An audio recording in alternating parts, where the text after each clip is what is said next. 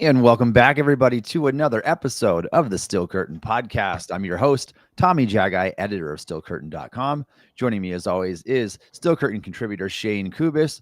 We are going to talk about the Steelers' preseason game. Things have not gone well so far. Shayne, we'll get to that here in just a second. We're going to rehash Steelers versus Bills.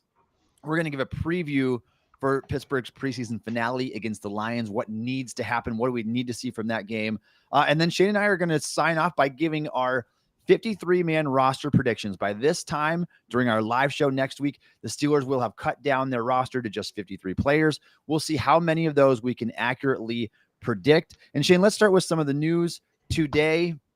Nate Herbig, we found out recently that he landed on IR with a shoulder injury. And so he is not going to be available for the Pittsburgh Steelers. Now, Shayne, correct me if I'm wrong. Did they make a rule change this year, or is it still the same as before, where if you land on IR before the start of the season, you are done? I think there might be something a little bit different for this year regarding that, but I still think with his injury, I doubt that we see him anyway. I don't know if he's going to be able to return to full strength before the end of the season regardless. Like maybe if we make the playoffs or something, if he's allowed to return, he might be available, but I'm going to assume that we probably are done for the year with him regardless. And the one new rule, Shayne, that I heard about was you can put two players on IR before the roster has to be finalized that can come back. Something like that. Something like that. It's something there's weird. One little tweak to what, so you don't have to have those players on the roster for a full day before stashing them on IR. You can do that immediately. So maybe which makes a lot of sense, by the way. But if either that's way, the case, I don't know if we see him anyway. That's a really tough injury to return from. So for sure. And it's a big blow to the Steelers. I know a lot of people are chalking it up like it's nothing at all. Zach Frazier is going to start, and that's probably true. Yeah. But Nate Herbig he would have been your swing man across all three interior spots. Like you play left guard, right guard, or center in a pinch. And yes, we had obviously the sloppy exchanges in week one there, those two muffed snaps to Justin Fields. But you don't want to see the depth of your offensive line get injured. And now he's injured. Dylan Cook is in a walking boot. We'll see if that impacts our 53-man roster prediction at all. But when we get to that point, Shayne, I'm interested to see how you compensated for that Herbig injury and what you chose to do there. But keep that in mind moving forward. I'll be interested to see, too, how much the Steelers decide to play Frazier here. And I wrote when this happened, Shayne, I'm like, the Steelers, all of a sudden, they went from a really deep offensive line to thin immediately. And if Frazier gets injured, I don't know what your answer is. Do you play Ryan McCollum? Do you try to play Spencer Anderson at center? Do you go out and sign somebody? So far, they have not went out and poached somebody else's center. Maybe they will. Maybe come cut day. But right now, I mean, they're running thin. If another injury to that position, which is to be expected, you go down two centers, you're in big trouble. So now it's so much depending on Frazier's ability to stay healthy. Yeah, most teams can't lose their starting center, let alone the two best options at starting center for their team. And it's just really unfortunate, I think, for Herbig too, because this was a guy that maybe he ends up losing the job anyway. Maybe he is just a backup like he's been, but he is one of the better backup interior players in the league, in my opinion, because he can play a little bit of everything. And I think he's a guy that hasn't been able to play a lot, but when he has played, he's stepped up to the plate. So losing a guy like that is a veteran, despite being still pretty young and everything, is definitely disappointing.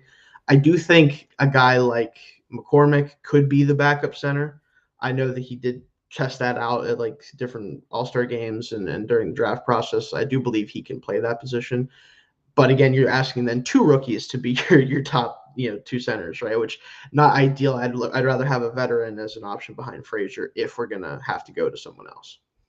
Yeah, and we never want to see somebody go down for a significant amount of time, potentially the whole season.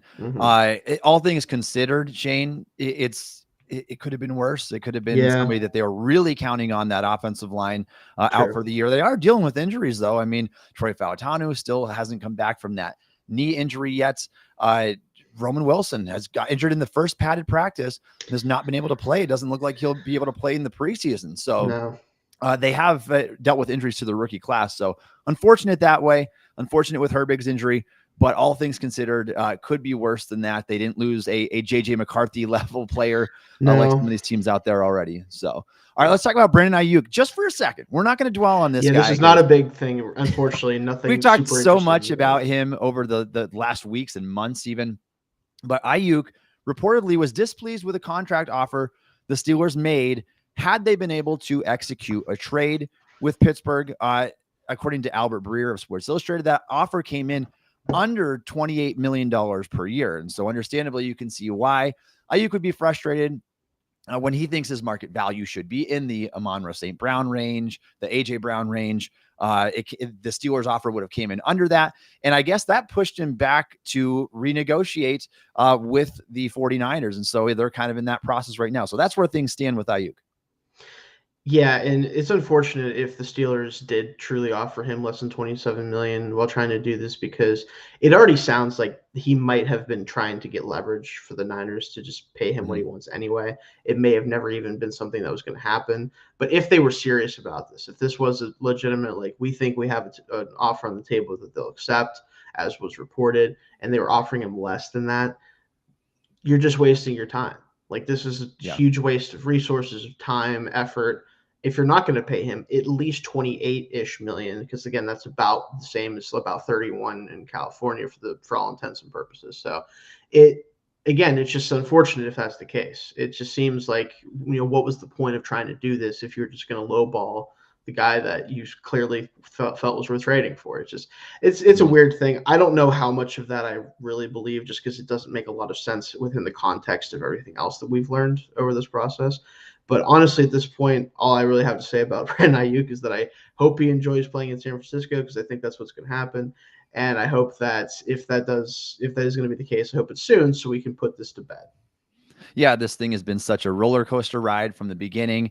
And this time last week, we were talking about that report that said the Steelers and the 49ers had the details of a trade in place. They were just waiting for the final sign off by John Lynch, the 49ers GM, and it never came, obviously.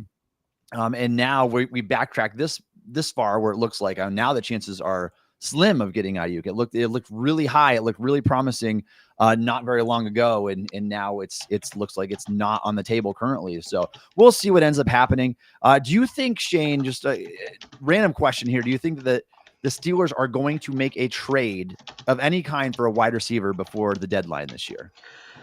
Before the deadline, I do think it's very likely that they're going to at least attempt to do so. I don't know if it'll end up actually happening. But it just, again, like, this receiver group is thin, top heavy, and probably their best hope outside of Pickens is a rookie who hasn't played in the preseason. Like, that just, to me, feels like a receiver group that probably is going to need reinforcements. I don't expect it to be anything crazy. Like, maybe a Sutton trade is at the highest level. Like, maybe the Broncos are really bad and Steelers are trying to still compete and they're ready to move off of him.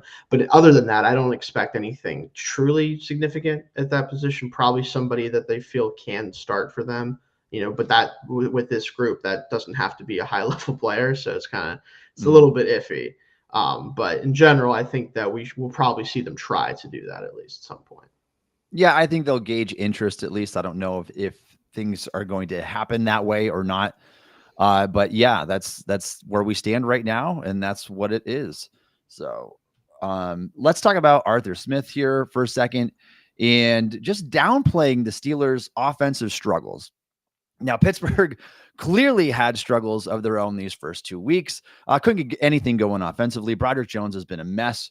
We're going to talk about him here in just a bit. The quarterback play has been sloppy at best. Russell Wilson didn't show anything worthy of being that guy yet. And so we're going off of just his reputation, I guess, and just trusting that he's going to pull things together. But Arthur Smith was adamant that things aren't as bad as they seem, that the preseason is not necessarily going to be a reflection of what happens in the regular season, which is understandable. We saw last year in the preseason, Kenny Pickett was awesome, and it just did not translate to the NFL stage. So there's not always a correlation. A lot of teams that do bad in the preseason have good regular seasons. So I understand where Arthur Smith is coming from. At the same time, Shayne, I do believe that the struggles are real. I mean, I don't think that's fabricated there. I think what we're seeing is there are legitimate issues that must be resolved. And I think Arthur Smith knows that.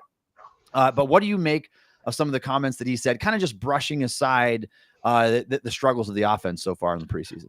Yeah, sorry about that. By the way, Tommy had to do something real quick. But I do think that, like you said, the struggles are real, but I think the reason for the struggles are less about him necessarily. And I think that's probably what he's trying to get at, is what we're seeing in the preseason isn't going to be representative of what we see in the regular season in terms of game plan, in terms of play calls. Like, that's what I think he's kind of trying to get at mostly, is that, like, don't worry about the offensive structure being like the struggling. I think it's the players themselves are just not playing very well right now, which obviously that matters more than anything, because it doesn't matter if your scheme's good if the players aren't playing well.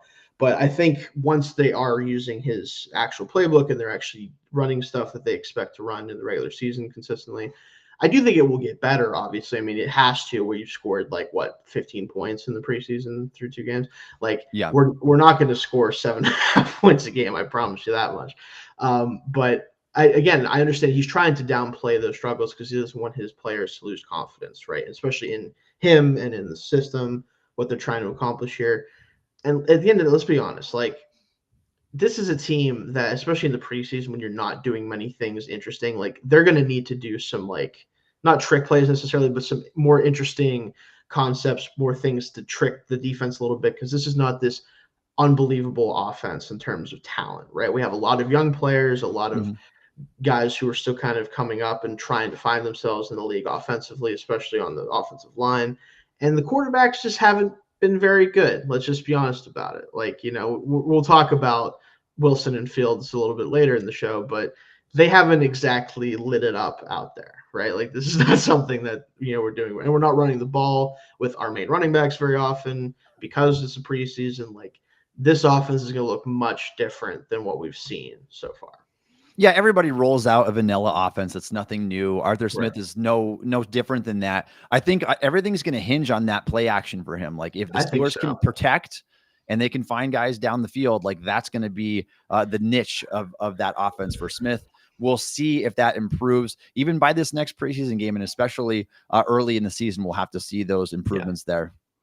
Let's talk about the Steelers versus Bills. And if anybody's here joining us in the live chat, go ahead and drop us a question if you have any for us. We'd love to get to those and see if we have an answer for you. All right, Shayne, let's talk notes from preseason week 2, Steelers versus Bills.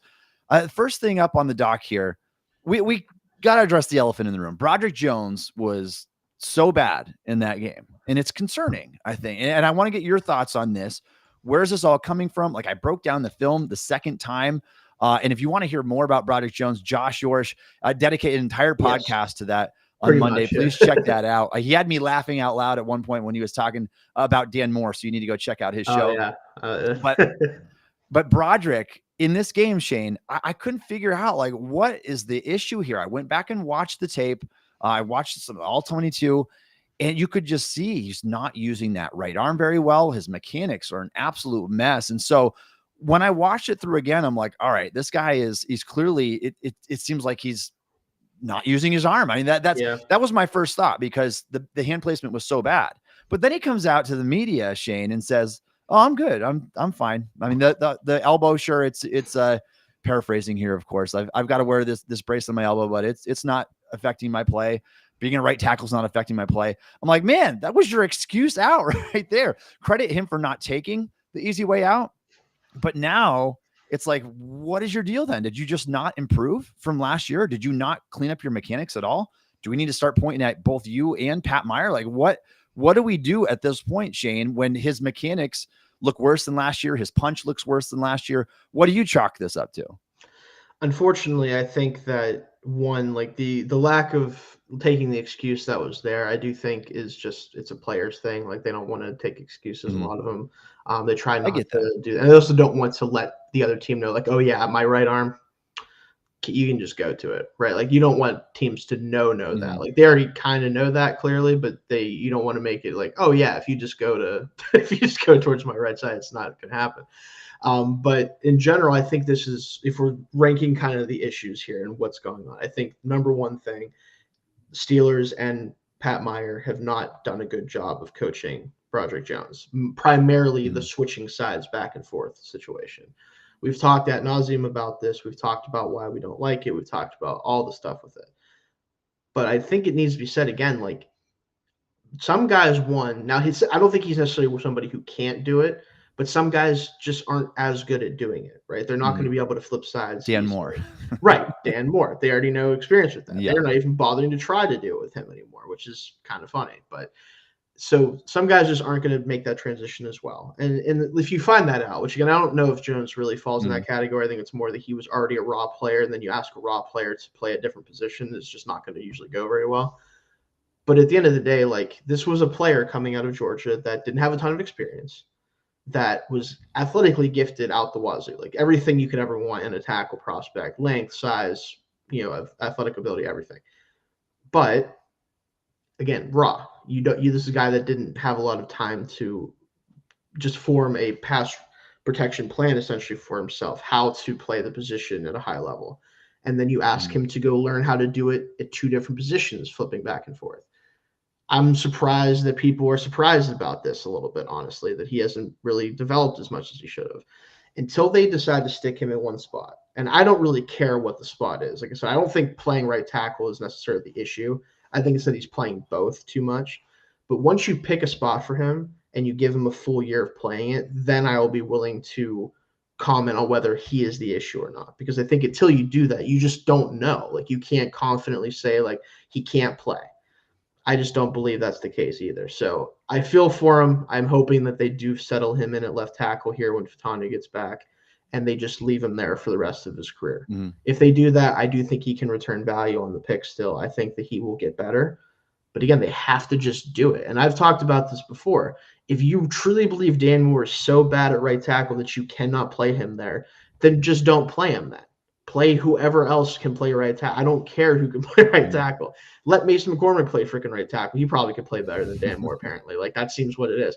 Like, it's just, at some point you have to stick and pick a spot for him. And I'm hoping that when Fatani gets back, that spot is left tackle and we just move on. Yeah, we're about to see how short-sighted Mike Tomlin really is, Shayne, because if he's willing to stick Dan Moore out there for the fourth year and stunt the development of his 14th overall pick that they traded up for in the first round of the 2023 NFL draft, I'll have a hard time making sense of that. Now, obviously, you want your best players to play. Moore looks like a better player in the preseason. He just does right now. Now, it's 2 games. It's a handful of series in preseason action. Yeah. So it depends on how much you want to read into that. Yes, Broderick Jones was ragdolled by Greg Rousseau. Like, I don't think there's any getting around that. Like, it was an ugly performance overall, because it's not that every snap was bad, but when you have like 3 or 4 of those really ugly reps, that's all anybody's going to see. And they're not going to, every time that you're in a correct spot and run fit, you get to the second level, all that kind of stuff doesn't matter anymore when you see 3 or 4 really bad reps in a game and you're getting tossed off to the side. Having said that, I think it's completely the wrong approach, not only to not have Broderick Jones playing his natural position, but to have Dan Moore there once again for the 4th year in a row, when that is not the guy that you've invested in. You need to figure out who Broderick Jones is. If he's healthy, the Steelers think he's healthy, if he thinks he's healthy and the elbow injury is really not affecting him, then he should be out there at left tackle if that is their intention. We've been very clear that that's what they should do. Now, sure, you could have made the other argument if they think that Fautanu was a left tackle, then keep Broderick at right side and see how things go. That's the thing. Either one I'm okay with, but they haven't done either of those things somehow. But now, after supposedly making the declaration according to Jerry Dulac that Fautanu is the right tackle, and he's already won that job, why are you playing Broderick Jones at right tackle? Like, the guy needs every rep he can get at left tackle. He missed it all last year because the Steelers' short-sightedness. They wanted to bench Okorafor instead of Dan Moore, whatever, behavioral issues, whatever it was, and then puts Broderick in there at right tackle, a position that he was not comfortable with. Why not make Dan Moore uncomfortable? Like, we never understood that from the gate. Put him in there and see what he's got. Like, I'm really interested. Like, is there nothing bothering you? Is it mechanics? What's the issue? Is it playing on the right side? But I agree with you, Shayne. Either way, whatever the issue is, you have to plug him in at left tackle and you have to play him there. You do not have a choice at this point. The Steelers have too much invested in him that the chance of ruining this player, the risk of that is not outweighed by anything that Dan Moore is going to give you early in the season. Like, there's just no benefit. If the Steelers think that Dan Moore swings a game one way or the other, I mean, they're gravely mistaken. That's not going to be the case. He needs to get in there. He needs to figure out what he's got. So the struggles are real for Broderick Jones. I really hope he can clean it up. And again, Shayne, I come back to this. And the reason why I do question a little bit, last year I was super optimistic about Jones. I know he didn't grade out particularly well because every once in a while he'd have some of those really sloppy reps where he'd be laid off the ball, he'd be out of position. But we didn't see a strength issue at all. Like, did you ever notice a strength issue with Jones last year? No, his play strength and his athleticism is what makes him the tackle prospect that he was. It wasn't the polish, it wasn't any of that, because it's something that you have to coach him up on. And again, I kind of go back to Pat Meyer, and I'm looking like we've drafted some very talented guys, and we have to see return on investment on those guys. And regardless of the players themselves, they obviously are the number one person who has to be responsible for their level of play. But if the coaching isn't elevating them, or at least getting them to the level they need to be at, you have to. I know we don't do that. I know we like to hang on to guys for 2 years longer than we need to. But at some point, you have to look at internally and go, are we not coaching these guys well? Are we not getting out of them what we need because of our coaching? Or is it we're just not drafting the right players? I believe so far more in Khan's ability to evaluate than I believe in Pat Meyer's ability to coach. Let me put it that way. That's kind of where I'm at with that. Yeah. I'm sure most people will agree with me. But again, at some point, like we got so used to having such great offensive line coaching for so long with guys like Munchak. But again, that hasn't been there for a while. And I think it shows a lot in what's going on right now. Yeah. And my concern, Shayne, if I had one major concern about Jones heading into the season, it's that last year, your mechanics were a mess, but you at least showed all the signs that we want to see. Yes. This year, so far in 2 preseason games, your mechanics are a mess, but you also look like you have no punch and no play strength. And I'm like, where is this coming from? Like, I was very encouraged by what I saw as a rookie. It wasn't all there, but I thought like he would take that next step. We're not going to hit the panic button yet, although there is general cause for concern. Like when you see a player play as bad as he has in these first couple of games, he's got to turn it around. And so that's one player I need to see more from in this finale. Shayne, what I would do if I was the coach, and I'm not, I would plug Jones in at left tackle. He would play 3 quarters at least at left tackle. And if the 3 quarters don't go well, he's playing the 4th quarter too. Like that's where I am. Unfortunately, I do think like because of the lack of reps, you're right. I know he's a starter for us, theoretically, obviously supposed to be. But if he's not going to show anything in the first 2 preseason games, if he's really healthy, and this is the key thing, is if he's not fully healthy and they're throwing him out there anyway, at least throw him at left tackle where he's going to be playing from what you're saying. Like getting him reps at a position he's not going to play when he's banged up is about as dumb as it gets. I'm sorry. Like I don't know the story of that. Again, maybe he is healthy as he's going to get, like he said. Maybe that just means that he's not healthy, but he isn't going to get better until after the season and he doesn't want to go on IR or something, or they don't want to put him on injured reserve. If that's the case, then I guess we're kind of just dealing with the guy who's just going to be hampered anyway. So at that point, I guess who cares? But outside of that, like you have to play him until he gets something figured out. Like you have to allow him to go out there and win or lose until he figures something out. Like it's tough. Yeah, 100%. I couldn't agree with you more. I mean, I think that you stick him out there. He's your left tackle. If you can't get it to work, if it's for health reasons, shame on the Steelers for even throwing him to the Wolves right now anyway, humiliating like that.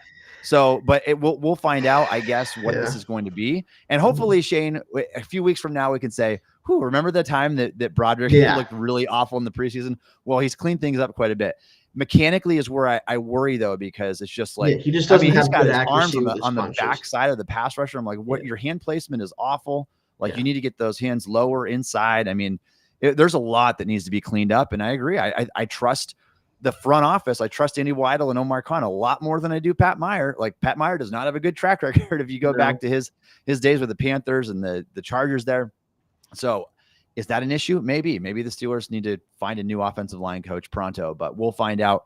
And let's move on, because if you want more on Broderick Jones and you want to hear a continued 45-minute rant, go check out Josh's show on Monday. It's on the YouTube channel. All right, Shayne, let's talk about Russell Wilson versus Justin Fields here. A battle of unspectacular play, I would say, overall. Now, to me, it really wasn't all that close. Fields is just splashier. I mean, he's just splashier than Wilson. Wilson used to have those, I mean, not Fields level legs, but he used to be able to escape and throw on the run, do all that kind of stuff. He showed no signs of being able to do that in this game, at least. Again, we're talking about singling out one preseason game here. Not going to hit the panic button yet. No. But I was not thrilled by what I saw with Russell Wilson. He was checked down Charlie in there. And I understand you're getting hit. I mean, Broderick isn't protecting. Your offensive line's falling apart. You're going to check the ball down.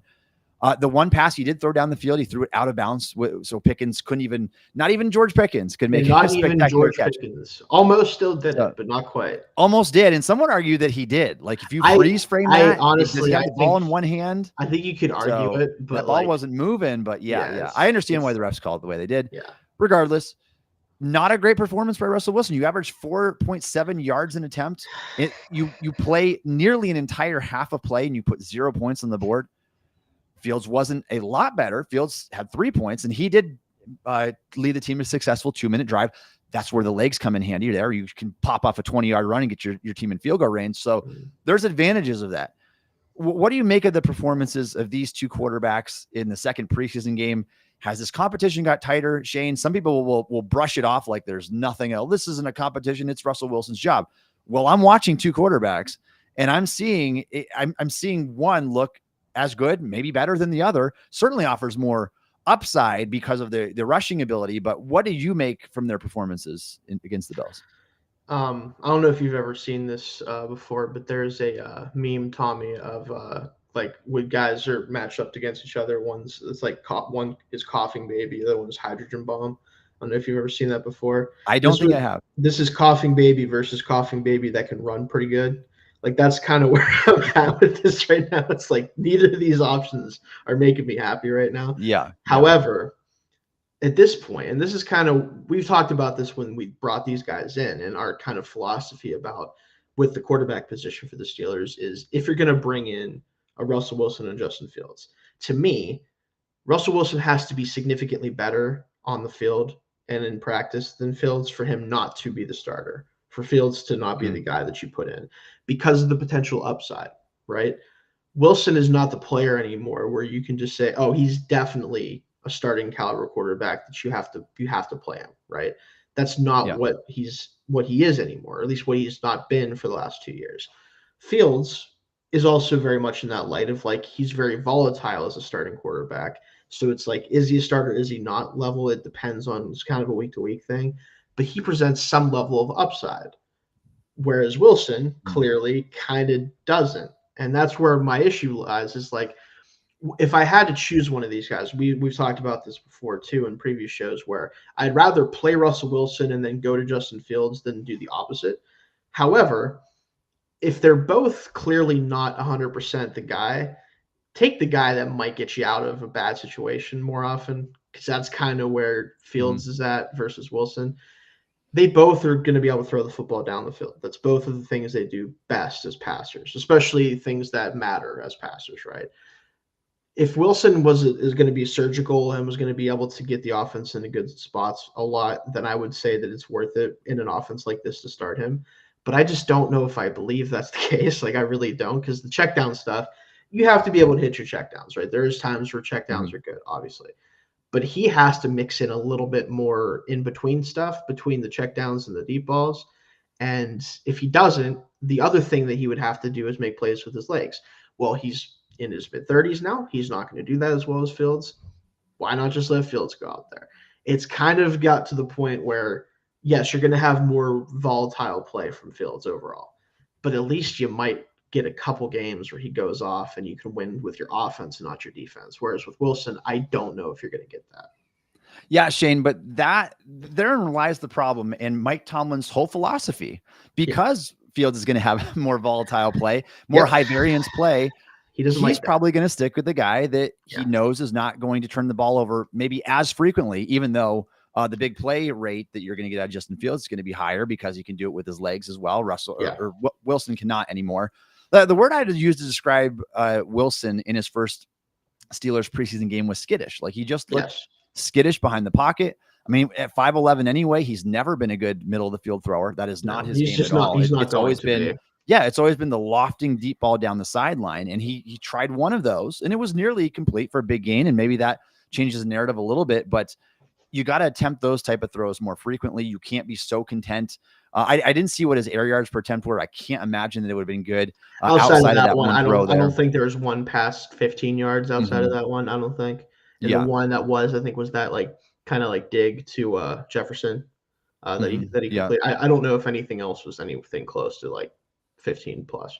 Yeah. And so the question is absolutely justified. Don't let people on Twitter or whatever say that you're being ridiculous if you think that Justin Fields should start. I totally understand. Russell Wilson turns 36 years old this year. He's had 3 straight bad seasons. Don't look at the raw numbers will fool you like crazy. Like what he did in Denver last year. Yes, that is fabricated production. A lot of it easy passes in the red zone. And he didn't deserve, I would say, as many touchdowns as he had. It wasn't a good year overall. There's a reason why the Broncos wanted to ditch the guy after paying as much as they did in his contract and knowing that they're going to pay for him anyway, just to get out of that deal and in draft capital, obviously from the Seahawks. He was not good. And so I feel more optimistic about the guy who is at least trending in the right direction, even if it's not as steep of a curve as you'd like to see. Wilson's been trending the wrong direction for 3 years. So I get that. I understand what Bill Cowher was saying on the Pat McAfee show, where he's like, all right, it's easier to turn to Justin Fields than it is to play Fields. And then worst comes to worst, then you have to bench him and turn to Wilson. My thought process, Shayne, and I was there too. I kind of just feel like just play Fields the whole season. Like I don't care if people ridicule me for that take. Like I just think he gives you more upside. Revolve your game around the play action pass and just let him run. Let the guy run. Like when you don't have a number 2 receiver, a good way to mask a poor passing offense would be have a mobile quarterback. And you've got perhaps the most mobile quarterback in the league. I mean, he's right up there near the top. So I think they could give them that edge and that niche that not a lot of other teams have by doing something like that. So that's my 2 cents on that. We'll see. Let me ask you this, Shayne. Do you think anything these quarterbacks can do in this final preseason game is going to confidently sway you one way or the other? No, and I think we know how the Steelers operate. I think we can pretty confidently say that Wilson is going to get the nod to start the year, and probably a shorter leash than he had maybe before the preseason started, or before camp started when Wilson missed so much time. I think that they got to see Fields, and he did play well in camp, and again hasn't played great in the preseason, but has also played better than Wilson overall in the short time that they've both had. So I think that gap is much closer than it was to start the year. And I think that they're going to be more willing to move to him if it comes down to it. But again, I think the thing that's really frustrating here is people will tell you oh, well, Fields, like you see, Wilson is more reliable. He's going to do more things consistently. It's yeah, but is it really that much more consistent at this point with Wilson? There's not as much of a gap in terms of even just the reliable play from these guys as you would think there should be, right? I just don't believe that at this point. And again, at least with Fields, hey, if it's 3rd and 15, is he going to sit in the pocket and throw a dig over the middle of the field? Probably not, but could he run for 25 yards? Maybe. It's and if you're the Steelers, you're trying to win, right? Every year is about maximizing. You want every ounce of wins you can get out of this team. Fields is probably worth another win compared to Wilson at the end of the day over a 17-game sample. That's just my opinion.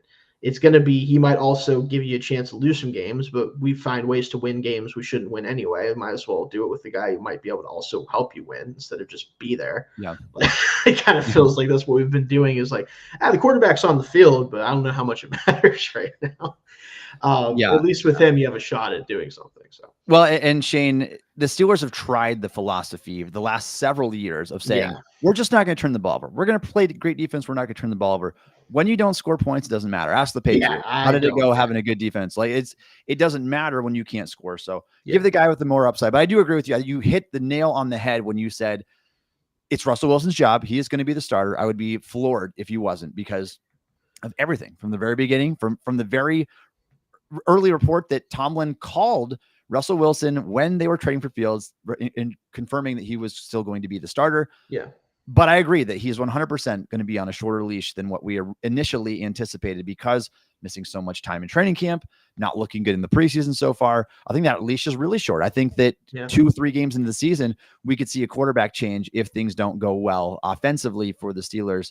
We'll see if that would be enough to make the switch. All right, Shayne, let's talk about a few winners and losers. Let's just touch on a couple here before we move on to our next discussion topic.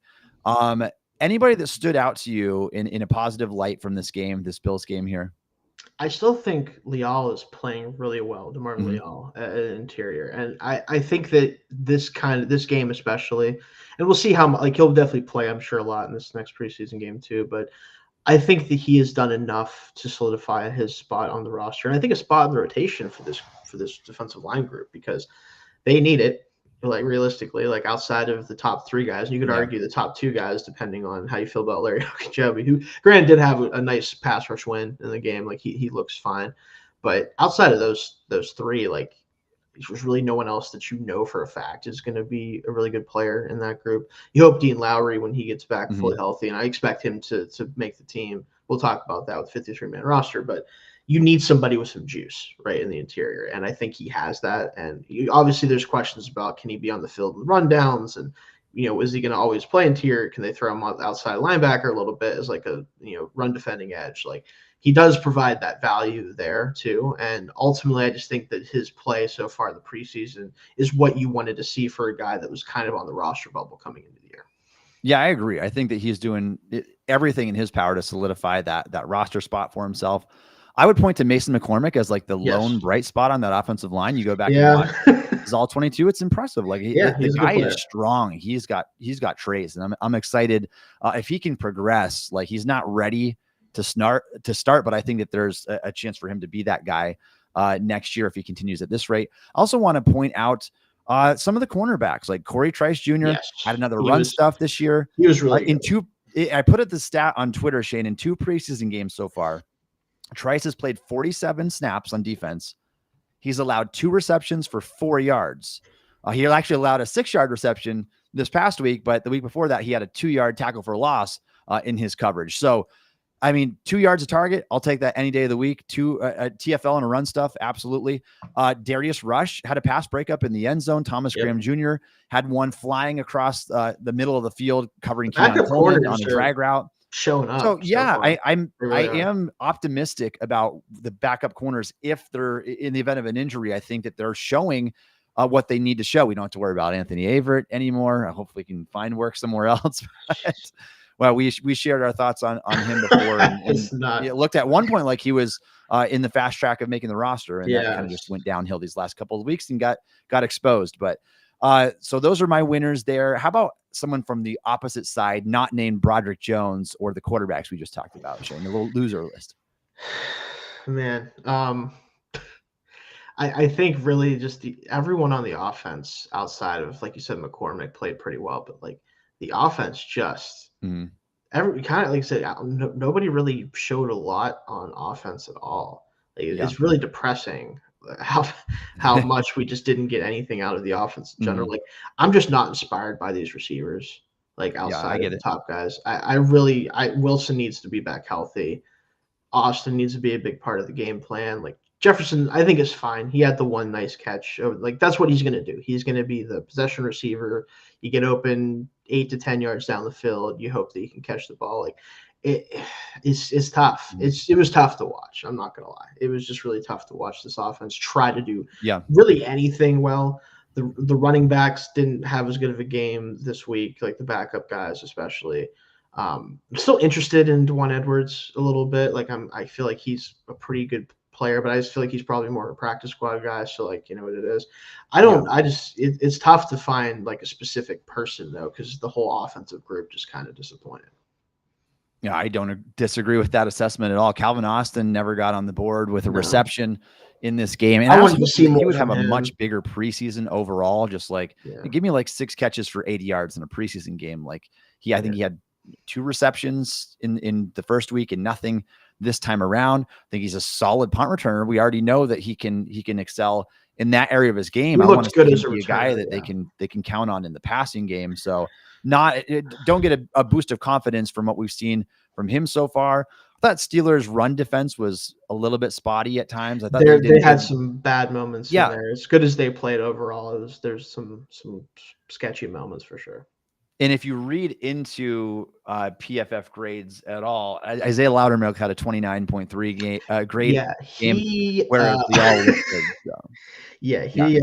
He's not doing himself any favors. Let me put it that way. No, they definitely have some decisions to make right down at the bottom of that depth chart. I'll be interested to see what they do and interested to see your predictions here in just a little bit. All right, Shayne, let's talk about the Steelers versus Lions preseason finale real quick. I'm not going to get when we do this during this regular season, we're going to dive into some matchups, like some big matchups to watch. We're not going to do that for a preseason finale. We don't even know who Detroit's going to roll out there. So on a typical game, if these two teams played each other, the Lions have an awesome offensive line, and so we could talk about Steelers pass rush against that offensive line. I'm guessing that they're going to be content with just kind of playing their backups and rolling with what they've got going into the season. The Steelers, however, I think they want to see more. I think Tomlin needs to see more. I think they've already said these starters, they're going to play their starters here. So I think most of these guys are going to be deployed. Obviously, we need to see more from Broderick Jones. We need to see more from the two quarterbacks. What else are you going to be looking for in this game here on Saturday? If they are going to play the starters, the offensive line has to they have to dominate the backups for the Lions, especially if the Lions are playing pretty much entirely backups. If you can't, I don't care if it's preseason, I don't care if you're not running your normal plays. If you do not get some drive going in the run game, if you do not lock down in pass protection against the backup Lions, their defensive line in particular, the backups, if they're playing entirely backups for the most part, is not the best depth in the league by any means. I like their starters for the most part, but the depth is certainly questionable. If you can't dominate that group and you can't put some points on the board while the starters are out there, it's just going to be a red flag. It is. Like you can't continue to see them struggle so bad just to do anything well, because again, you're running a vanilla playbook in some ways that should make it easier for you to kind of do what you're doing a little bit. But in general, they need to show some push in particular, because the run game is going to be so important for this team with how the quarterback play looks so far. If you can't push people off the ball at least and get going in the zone run game, especially get out in space, make correct blocks, this is going to be a tough start to the year. Yeah, absolutely. I mean, they need to just come out and pulverize the other team. If the Lions are not playing their starters, especially, we've got to see improvement. We got to show signs of life here. A couple of weeks away from the NFL season, so don't disagree with that at all. I would point to also, Shayne, just watching these really like back end of the roster battles here, like who's going to take these final 3 or 4 spots on the roster. And even like some of these practice squad guys, like in the event of an injury, you got to move someone up and things can happen. Who's that? Obviously, I don't get as excited about the practice squad as some people do. I know even some of our writers get more excited about the practice squad than me, because I know what limited usage they have in most situations. But you still want to make sure that you've got depth, somebody that you can call up if Jaylen Warren or Najee Harris goes down for the season, tears an ACL. Do you have a running back? Is Edwards a guy that you can call up? Is it P. Ryan? Who is going to separate themselves from that group there? John Ward. So I would look at that position. I would look at the bottom of the receivers there. A little cluster there between, I think Scotty Miller, Quez Watkins is trending down, man. He has not looked good. But Des Fitzpatrick is coming off a decent game, can offer some special teams. Like who's going to gain that edge in the final preseason game here at wide receiver? Because after the game, you literally have 3 days. And by Tuesday at 4 p.m., I believe, all those roster moves have to be made. Like you have to cut down your roster. So this is that one last chance for those guys. In the secondary, same thing. Maybe one spot up for grabs, maybe between a Darius Rush, a Thomas Graham Jr. We'll see how that goes. I think the linebacker's pretty well situated at this point. I don't think that anybody's probably going to threaten Mark Robinson. He had a solid game as a run defender last week. Yeah, he did actually. And he's been there, and he's played a couple hundred special team snaps last year. So, and then the edge 4 spot, which we'll talk about here. I don't want to give everything away in our roster predictions, but in general, Shayne, I'm going to be looking primarily at these positional battles. Obviously, I want to see if the starters play. You better show me something good out there on offense, particularly. Sure. And then it's the positional battles, like who is going to gain the edge one last time before all the Steelers coaching staff, front office convenes to make these roster decisions and say, all right, these are the 40% of our rosters getting thrown back on the pile, and these are the 53 guys that we're keeping. Yeah, and that's ultimately what this game is about, right? It's really more about, it's supposed to be, granted, the Steelers are going to play some guys because they haven't seen anything that they want to see, but it's really more for the back end of the roster. Who do you trust to be that 51st, 52nd, 53rd player? Who do you trust to be the first guy come up in the practice squad? Who do you want to make sure you get on your practice squad? Like, that's what this is really about. It was supposed to be about with week 3 of the preseason now with the new format. So ultimately, that's what I'm caring about most too, because yeah, if the starters suck, I'm going to be disappointed, but like I really won't know until the season starts. Because again, last year, if you took what we did in the preseason, you'd have thought we went 17-0 last year. So what do we really know at the end of the day with the preseason? But I still want to see something positive out of that group, just because it's good momentum to have. But if we don't, it's all then about who is pushing for those final couple spots. Agreed. All right, Shayne, let's move on to our 53-man roster prediction. One more time, if you are joining us in the live chat and you would like to drop a question in here for us, Shayne and I will see if we can answer that for you. Absolutely. And if you are a fan of the Pittsburgh Steelers, don't forget to support the Steel Curtain podcast. Please consider subscribing to the Steel Curtain podcast on YouTube. Please like this stream. Let's bring other hit 800 recently. We're a little over 800 now, so we're trying to get to that 1,000 mark. Nice. We're quickly approaching there, so we're trying to get there. All right, Shayne, let's do this roster prediction. This is going to be our final one on the YouTube channel, and then I may put out one more. I may cheat and put out one more after the third preseason game, because we don't go live again on this show until this time next week, and then it'll be too late. So but as of now, a few days away from the Steelers preseason finale, we're going to give our best estimate, and we'll see how many of these players we can get right here on the roster, and a few curveballs thrown at us, like the Nate Herbig injury. So we'll see how that impacts our roster predictions. So Shayne, do you want to go position by position, or do you want to do your prediction, my prediction? Got a preference? I think it'd be more interesting to go position by position with both of us, just so we can see the differences, and two, we don't have one of us just like, all right, and running backs. And because then it's just like one of us is just sitting here like, oh well, all right. Let's go position, and I'll let you go ahead and take the lead and go ahead and start us off with your quarterbacks. And I think that one's pretty self-explanatory. Yeah, I mean, it's gonna be Fields, Wilson, and Allen, unless they were to decide they don't want to have Allen as the third quarterback for some reason. I think he's fine to be the third quarterback. So I think Fields, Wilson will be active. Allen will be the inactive quarterback that can still technically that whole thing. We know how that is now. And ultimately, who that ends up being as a starter, we'll find out. But again, I do think it'll be Wilson, but those three should make the team. Yeah, that's absolutely. I mean, I would be floored if it was anything other than that. I think that they're going to trust Allen enough to be that third guy and hope that they never have to call on him. It's going to be Fields or Wilson at the helm for all of the season. One of those two guys, a combination of both, most likely, honestly. Most likely, unfortunately. Let's do running backs. How about we alternate this thing here? Sure. And I'll go, and then we'll keep switching. So running backs, you can throw the fullbacks in here if you want with this one too. And I did not. Okay. So I'm going to go Najee Harris, Jalen Warren, Cordarrelle Patterson. I don't have a true fullback like a Jack Coletto being kept this year. I agree wholeheartedly. I will say Edwards has a little bit I really think he's played well enough for like if they don't think Patterson has enough juice left, which again, we haven't seen much of him at all in the preseason, but he is a veteran, so maybe that's by design, especially being an older player playing that position. But if for some reason they don't think Patterson has it anymore, I think the first guy that would be kept outside of him would be Edwards right now, DeJuan Edwards. And I like Edwards. Like I just like the way that the guy runs. He reminds me a little bit of Jalen Warren, but he's the short, compact back, choppy, fast steps. He breaks arm tackles easily. So very smart. Didn't get much opportunity, but I'm interested to see. And at least I would like him as a practice squad. For sure. I think he will be one if not. All right, Shayne, this one we might have some discrepancy for the first time. Let's see. Wide receivers, who do you got? How many are you keeping first of all? And 5. I'm starting with 5. I'm 5 as well. Okay. So I think with an offense like this, I think 5 is enough to start the season with. So I went with 5. Pickens, of course, Jefferson, Roman Wilson, Calvin Austin, and I do have Des Fitzpatrick as my 5th receiver. I think the special teams value is there more with a guy like with him than Miller or Watkins, obviously. And I just think he's played better than those two, in my opinion, so far. So I'm going to give the nod to him. But if not, it would probably be Miller would probably be my 5th guy right now outside of that. Shayne, I've got the exact same 5. Okay, and before this previous preseason game, I did have Scotty Miller there over Fitzpatrick. I changed my mind at the last second.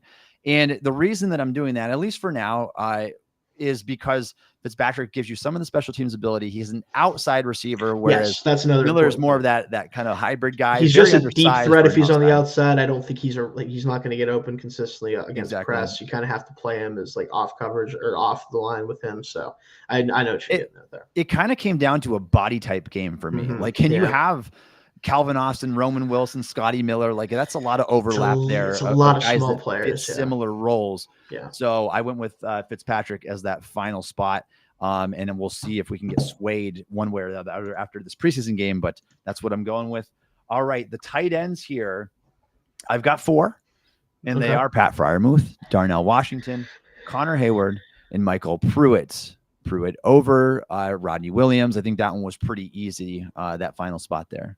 Yeah, me as well. I will say Williams, I think, is going to be a better special team player if they were to keep him over Pruitt. But you got to keep at least one outside of Patterson. Obviously, is kind of that guy, but you got to keep an Arthur Smith guy around, right? Michael Pruitt, he's got to play for Arthur Smith. I mean, what's he going to do? What else is he going to do for every day if he's not playing for Arthur Smith? So, no, I do think it's going to be those 4. I think Hayward, of course, is like kind of the guy that people are like, well, if Coletto is really good, maybe. No, Hayward's a really good player. He's a fun player. I think he needs to be on the team. So those are the 4 for me as well. Yeah, Shane, if Hayward was like 6'4", 6'5", like, he could be a top 10 tight end in the league. Like, I think that's what's holding him back. Like, his hands are so good. Yep. He knows where to be all the time. He runs good routes. He does everything right. But when you're 5'11", 238, like, you're just not going to be, you're not going to be a guy that can be used all the time. So I do like the collection of what they have going on. Darnell was fun to watch. He's been fun too. Like, he might be better left tackle than Dan Moore would be anyway. Maybe just play him there instead of if Jones isn't ready, like play him. He's not far off size wise anyway. No, he's not. All right, Shane, this is the one I'm really interested to see.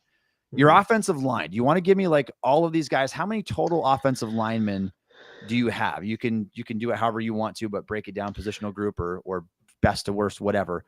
How many do you have? I have 9. I have 9 guys right now to make the team. Went with 9 as well. Okay. All right, let's hear it. So, of course, we'll start with the projected starters that we should be seeing in week 1. Of course, Broderick Jones, Troy Fatanu, Isaac Seumalo, James Daniels, Zach Frazier. So that should be your starting lineup, obviously. McCormick is kind of my right now top backup, in my opinion. I know he's a rookie mid-round pick, but I think he's the best player on the bench at this point. No offense to Dan Moore. Dan Moore, of course, is the backup tackle. Spencer Anderson, another interior backup player. And then the last position here, I have McCollum right now because Dylan Cook is banged up, it seems. But I do think if Cook is healthy before the season starts and before they have to cut down, I would keep Cook over McCollum because I trust that the combination of McCormick and Anderson is good enough at backup center unless they make an outside addition. So to me, it's Cook if he's healthy, and if not, McCollum stays on the roster to start the year. Shane, that was my exact 9 as well for the same exact thought process. Cook's injured. He's been seen in a walking boot at practice these past couple of days.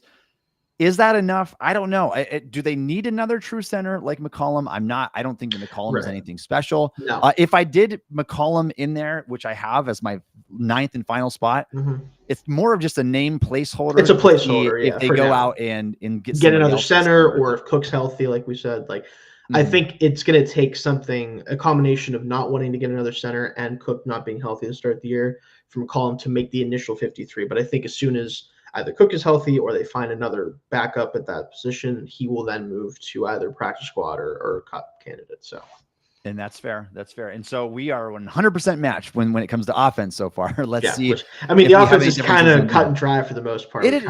There isn't a lot. The last wide receiver spot and the last offensive lineman spot, I think those were the 2 that were in question, and we ended up agreeing on those. So let's go defensive line here. Shane, I've got 7 interior defenders. I've got Cam Hayward, Keanu Benton, Larry Ogunjobi, Dean Lowry, Montravius Adams, DeMarvin Leal, and Isaiah Loudermilk. I ended up going with the both of them. I devoted a 7th spot, and I went with the cluster of the guys. That means that Logan Lee misses the roster.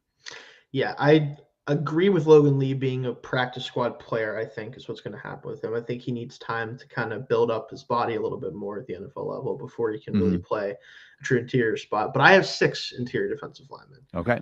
So that is where we are going to differ first. I have Hayward, Benson, Ogunjobi, Lowry, Leal, and Adams. I do not have Loudermilk making the team. I just think he's kind of bad at this point. No offense to Isaiah. I don't think he's a good enough player to make a 53-man roster currently with the group that they have here, if you're going to keep 6. Now, if you keep 7, he would be the 7th guy because, again, I think Lee needs some time to build up his body. But I don't think he's shown enough in the preseason to warrant a spot unless they just feel they need to keep 7 guys. Yeah, and I don't disagree. I don't think he's necessarily shown it either. That's just my hunch take, at least, as what the Steelers will do. I can maybe see devote that spot there. And if they don't, I mean, there's other places you can go with that. You can keep an extra defensive back. They never keep more than 4 edge players, but yes. So I'm interested to see who that guy ends up being. Go ahead and give us your edge rushers, your outside linebackers here. This is another spot where I think we could either differ or that I think could be different depending on who you ask. But Watt, Highsmith, and Herbig, of course. And then I still have Moon as my 4th guy. I think Johnson is a better pass rusher. We've talked about that. I think he's definitely much more explosive. He's smaller, like 6 foot, one of those types of pass rushers. But I just would rather, if I'm building the roster, and I think kind of the Steelers might feel the same way with the back end of that group, having a full-size edge player at that 4th spot, I think would be what I would do. And then hopefully Johnson can, with the new practice squad rules, I know he could stick on to the roster because I think he's got a couple years experience technically, but hopefully you have him as like if Herbig goes down or if one of the actual true pass rushers go down, then you can bring him up or something like that. But Moon would be my pick currently. Yeah, I like your logic there, Shane. I did go with Kyron Johnson, though. Yeah, and I think that's honestly possibly more likely. So yeah, and well, what kind of tipped my hat was when I was watching this preseason game. It's Johnson who's out there with Nick Herbig, and the starting defense. Obviously, no Watt and Highsmith playing in the preseason there. So seeing him run with the first teams and having a couple nice reps, like he had a nice inside move. He was grabbed around the waist. Should have been a holding call, I think, and he got, I think, a pressure, maybe 2 pressures, depending on how they credited that one. But I thought he had a solid performance, and I don't think he's done anything to lose that positioning there, even though in my previous one a couple weeks ago, I had Moon there as well. I flip-flopped here. I'm back to Kyron Johnson now. All right, Shane, let's do the off-ball linebackers here. I have 5 of them. Cole Holcomb does not count against this because he will be he's going to be on PUP. And so we'll see if he ever comes back. Like, I don't know what the extent. We're not hearing anything from him. Yeah, we don't know right now. So I'm guessing that you and I have the same 5 then. It's Patrick Queen, Landon Roberts, Peyton Wilson, Tyler Matakavich, and Mark Robinson are the 5. Yeah, I agree. I think that Jacob Wyndham has been pretty good in the preseason, but I think that Robinson has done enough to keep that spot with the special teams value that he has and his experience doing that. So, and of course, Matakavich the same way, where he's more of a special teamer than a linebacker at this point, probably. But I think, like, obviously he can still play linebacker, just don't want him to. So I think Robinson is more of that middle ground of, like, you can play linebacker, but you really want to play special teams. So I do think those will be the 5. And then I would assume, depending on who's playing better on the special teams side of things, either Matakavich or Robinson would be cut to make way for Holcomb if he's healthy enough to come back at some point. Yep, I agree. And if a linebacker were to go down, a Patrick Queen or whoever goes down this year, I think you're going to see a lot more sub-package stuff. I don't think you're just necessarily going to see Mark Robinson or Matakavich out there on defense. I hope so. All right, Shane, we know we have at least one player off on this one because here's your devoting an extra spot to cornerback. Yep. I'm going with 5 cornerbacks, and I went back and forth. This was my other choice. If I didn't keep Leal, I was keeping a 6th corner. Like it was an easy choice for me. Loudermilk, excuse me. Yeah. If I didn't keep Loudermilk, I was keeping a 6th corner. So my 5 corners are. I went the last one. You go first, and then we'll see what the difference is. So of course Porter Jr., Jackson. I have Trice, Darius Rush, Thomas Graham Jr., and I am keeping Beanie Bishop in this case to be a slot option, especially with the injury to Grayson Arnold, Cameron Sutton starting the season on the suspension list. I think that even though Bishop hasn't had the greatest preseason, obviously, and I think he might still be also a little banged up, I heard possibly. I have to double check that. But I do expect him, assuming the health is there, I do expect him to be on the roster to start the year. Okay. Yeah. This one, I scratched my head at this. I went back and forth. I thought of a few different outcomes in terms of how the Steelers could be thinking about this. But my 5 players are Joey Porter Jr., Dante Jackson, Corey Trice Jr., Beanie Bishop, and Darius Rush for my final spot. That leaves Thomas Graham Jr. off the list. Yeah. And I liked his preseason. I thought he had a good summer, but he doesn't make that cut if I just go with 5 cornerbacks. Right. That makes sense. Preference, and I would hope, Shayne, my hope would be to keep Darius Rush. He just has more upside. I mean, when you're 6'2", 200 pounds with 33.5-inch arms, you run a 4.36. Like, there's a lot to work with there. Like, just keep at it, because I think that we've seen some strides from him. I'd rather have that package than what Graham offered, and that's kind of why I went with that. The problem with how I have my cornerback, Shayne, there's only one slot corner in there. There's one nickel guy, and that's Beanie Bishop, and a completely unproven guy. And so that's the issue that I came up with out of this whole roster prediction. That's my biggest issue, is keeping one guy that can play nickel corner until Cam Sutton gets back from suspension. Yeah, and that's one of the reasons why Graham Jr., why I wanted to have 6 corners, is because I think he has inside-outside versatility a little bit. And I think that between him and Bishop, I think you could get at least good enough nickel play, depending on the matchups. Like, I think Graham better running with guys down the field, a little bit more athletic. Bishop more of that kind of play close to the line type of guy. So I do expect that to be what they do. I really do, just because I think, again, having one true nickel just doesn't sit right with me, although they kind of don't seem to care too much about that spot, which is frustrating to me. But again, once Sutton gets back too, we'll see how he plays and how he fits in. So that'll impact things as well.